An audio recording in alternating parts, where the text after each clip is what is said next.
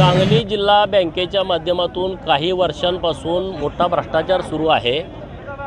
सहकार कायद्याचं उल्लंघन करून वेगवेगळ्या पद्धतीनं चुकीची कर्ज वेगवेगळ्या सहकारी संस्थांना देणं, ती बुडवणं आणि परत त्या संस्था बँकेनं गरज नसताना विकत घेणं आणि परत कोणताही करार न करता त्याच लोकांना वेगळ्या प्रायव्हेट लिमिटेड कंपन्यावरती त्या संस्था चालवण्यास देणं, असा शेकडो कोटी रुपयाचा भ्रष्टाचार हा बँकेच्या माध्यमातून सुरू आहे आणि तो 88च्या चौकशी अंतर्गत निष्पन्न झालेला आहे। आणि म्हणून आज आमची मागणी आहे सरकारकडे की तात्काळ हे संचालक मंडळ बरखास्त करावं, मागचं संचालक मंडळ आणि हे संचालक मंडळ यांच्यावरती गुन्हे दाखल करावेत, त्यांच्यावरती जबाबदारी निश्चित करून त्यांच्याकडून त्या सगळ्या कर्जांची वसुली व्हावी, कारण तो सभासदांचा पैसा आहे, शेतकऱ्यांचा पैसा आहे आणि त्यांना तुरुंगात टाकावं आणि एक चांगला प्रशासक अधिकारी हा जिल्हा बँकेवरती नेमणूक करावा, अशी आमच्या आजच्या मोर्चाची मागणी आहे। परंतु या महाराष्ट्रामध्ये यशवंतराव चव्हाण साहेब असतील, वसंतदादा पाटील असतील, यांचं पर्व संपल्यानंतर एक नवं पर्व उदयाला आलं आणि त्यांचं नावही परमेश्वराला शरदचंद्रजी पवार ठेवलं। पण हा चंद्र नसून हा एक काळ रात्र घेऊन आलेला लुटारू म्हणून या महाराष्ट्राकडे उभा राहिला। आणि पवार साहेबांनी सांगितलं की तुम्हाला जर आमदार व्हायचं असेल, खासदार व्हायचं असेल, तुम्हाला गावगाड्यातला सामान्य माणूस जर तुमच्या पायापाशी लोटांगण घ्यायसाठी उभा करायचा असेल तर आपण बँकाच्या माध्यमातून ही लूटमार करूया, एका जीवावरती कारखाने उभा करूया, सूत गिरण्या उभा करूया, दूध संघ उभा करूया, आईल मिल उभा करूया आणि त्यातून जनतेला लुटायचं एक गट कारस्थान आपल्याला या राज्यामध्ये उभा करता येईल आणि त्या माध्यमातून सत्ता आपल्या हातामध्ये ठेवता येईल। शरद पवार साहेबांचा उदय आणि सहकाराचा सहकाराला रसा करायला न्यायचं काम या महाराष्ट्रामध्ये खऱ्या अर्थाने शरद पवारांनी केलं। सगळे चेहरे नातेवाईक हे जिल्हा मध्यवर्ती बँकेमध्ये आणले। मी तुम्हा सगळ्यांना आठवण करून देतो, मी आमदार राहिलो, पडळकर साहेब आमदार आहेत, आम्हाला कधीच वाटत नाही सोसायटीमध्ये संचालक व्हावं, पण आमदार सोसायटीत संचालक होतोय, पुन्हा बँकेवर येतं या। अरे आमदार झाल्यावर तुम्हाला बँकेवर काय येऊ वाटतं या, खासदार झाल्यावर तुम्हाला बँकेवर काय येऊ वाटतं या, तुमची तल्लब तिकडे भागत नाही का, मग इथं तल्लब भागवायला येतंय का? अरे एक तर आमदार क्या सोडा, खासदार क्या सोडा आणि मग बँकेवरती या। पण त्यांना माहित आहे आमदार जरी झालं तरी हल्ली बाबाची गुहा म्हणजे जिल्हा मध्यवर्ती बँक आहे आणि हे सगळे हल्ली बाबा 40 द्वार हे सगळे बँकेमध्ये येतात आणि काय म्हणतात की आम्हाला जिल्ह्याचा विकास करायचा आहे। मग आमदारकी घेऊन काय हजामती करता का, खासदार काय घेऊन काय हजामती करता का? अरे नेमकं करता का? आणि म्हणून सरकारनं कायदा केला पाहिजे, आमदार माजी आमदार किंवा खासदार माजी खासदार याला जिल्हा मध्यवर्ती बँकेवर येता येणार नाही असा कायदा करा। खरं जर बघितलं तर जिल्हा मध्यवर्ती बँकेमध्ये कोण आलं पाहिजे? अकाउंटंट आला पाहिजे, सीए आला पाहिजे, ज्याला याचा अभ्यास आहे, जो विभाग झाला, ज्याला अकाउंट कळतं तो बँकेवर आला पाहिजे। पण बँकेवर कोण येतंय? ज्याला पैसे हाणायचं कळतं या ती गडी येते, म्हणजे एक प्रकारे ही वळू बैल। आता ही वळू बैल आम्ही पोसायची का?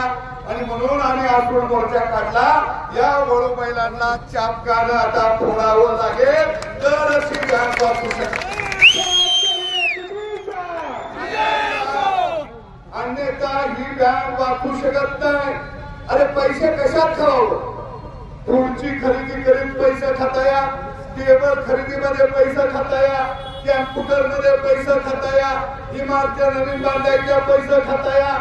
एवढंच नाही, तिने नोकर भरती काढली आणि प्रत्येक संचालकानं जशी जनावरं वाटून घ्यावी तशी जिल्ह्यातल्या जागा वाटून घेतल्या.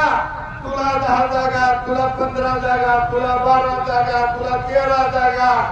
आणि रतन खेत्रीला सुद्धा या औलादीला मागं टाकलं. मटक्याचा भाव काढावा तसा नोकर भरतीचा भाव काढला.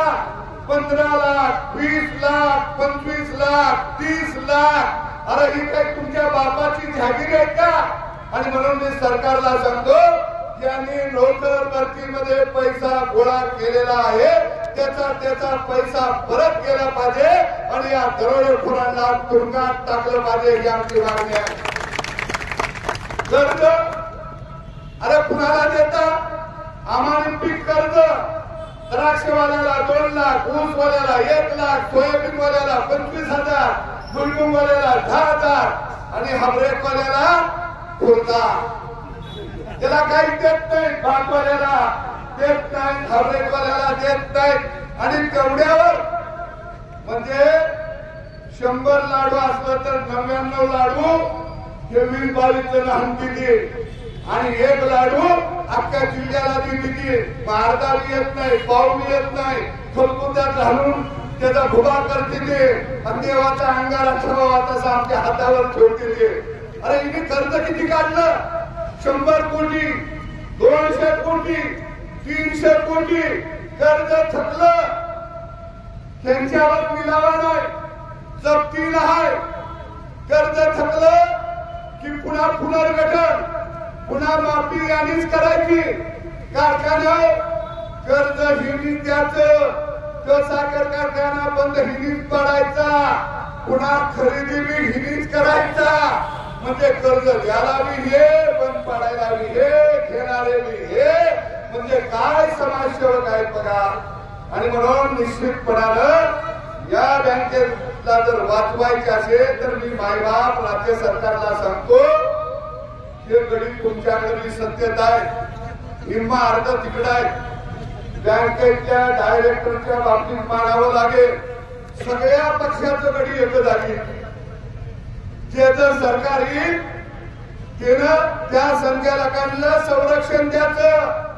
म्हणजे कसा चोर मावस भाव आणि अर्ध वाटून खाव. म्हणजे सगळे मावस भाव आहेत. मग या मावस भावांची चौकशी खऱ्या अर्थानं विधानसभेमध्ये आमदार गोपीचंद पडळकर यांनी प्रश्न उचलून ठरला. 88 खाली चौकशी झाली. हे गडी तुरुंगात गेलं पाहिजे. ते त्यांना सळीत भाकरी आणि नळीत भाजी मिळालीच पाहिजे ही मागणी होणार. आणि सरकारला मी सांगतो, या टकल्यांच्या नादाला लागू नका. कारण या टकल्यांना जनता कंटाळल्या. जर जिल्हा मध्यवर्ती बँक ज्या दिवशी बरखास्त होईल आणि प्रशासक येईल त्या दिवशी सांगली जिल्ह्यातला शेतकरी दिवाळी साजरी केल्याशिवाय राहणार नाही. दिवाळी आणि यांच्या संस्थांची चौकशी लावा. अरे आयबीचं कर्ज माफ, एक जणांना वीट कारखान्याला कर्ज काढलं 18 कोटी माफ. कोण कारखाना सहकार मधला प्रायव्हेट करतोय, पहिलं कर्ज माफ.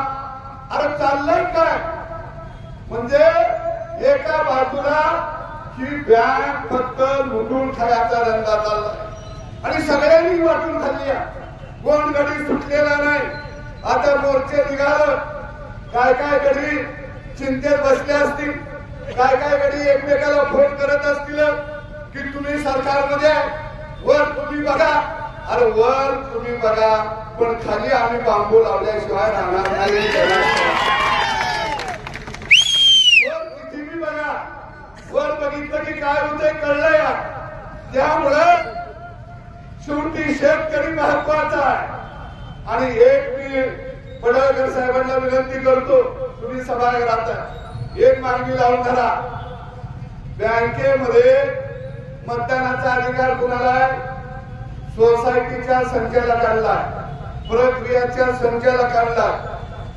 ते राहू द्या. आता एक नवीन कायदा आणा. बँकेमध्ये मताचा अधिकार जो शेतकरी कर्जदार आहे त्या सगळ्या कर्जदार शेतकऱ्यांना बँकेचा मताचा अधिकार मिळाला पाहिजे। मग हे काय म्हणते, सगळ्या शेतकऱ्यांना मताचा अधिकार दिला तर ही काय विधानसभा आहे का, ही काय लोकसभा आहे का? मग तुम्ही आमदार आहे, खासदार आहे, तुम्ही कशाला धन मारायला इकडे येताय? अरे तिथं तुम्हाला चालते विधानसभेला मतदान, मग बँकेत शेतकऱ्याचं मतदान का चालत नाही? आणि 50% संख्यानं हे शेतकऱ्यांचे प्रतिनिधी पाहिजे। मी तुम्हाला सांगतो, असा जर कायदा केला शेतकऱ्याला मत द्यायचा तर एक सुद्धा ओळोबळ इकडं चरायला येणार नाही, एक सुद्धा। पण सरकार करत का हो? निम्मा गडी यांचं मी तिथं बसले ते, आमचं लय अवघड झालं या, एका बाजूला वाचविस्तोवर दुसरं फटत या, कारण निम्मा गडी तिथं आहे, त्यांना कळतंय वारं कुठं वाहत, लगेच गडी उंदरागत उड्या मारती ते। पण आता आम्ही महात्मा ज्योतिबा फुल्यांनी जो आसूड हातामध्ये घेतला, तो आसूड आम्ही हातामध्ये घेतलाय, जोपर्यंत या बँकेची चौकशी होऊन संचालक मंडळांच्यावरती गुन्हे दाखल होत नाही, त्यांची संपत्ती जप्त होत नाही, तोपर्यंत आम्ही थांबणार नाही। आणि वेळ प्रसंगी आम्ही मंत्रालयावर मोर्चा काढू, वेळ पडला तर सहकार मंत्र्याच्या बंगल्यावर मोर्चा काढू।